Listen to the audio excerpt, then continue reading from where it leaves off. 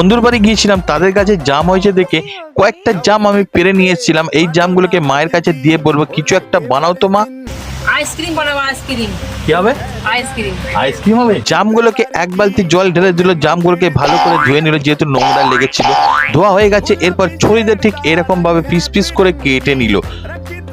সব কটা জামি পাই কাটা হয়ে গেছে আর মিক্সারের মধ্যে দিল কিছুটা পরিমাণে চিনি আর দিল বিট লবণ আর একটু অল্প পরিমাণে জল দিল। মিক্সারের ঢাকনাটা মুড়ে মিক্সারের মেশিনে গিয়ে হাফ সেকেন্ড চাকা ঘুরিয়ে জামের জুস বানিয়ে নিল। এবার আইসক্রিমের মল নিয়ে এসে ছটার মধ্যে দেখি কটা ধরে জামের জুসটা।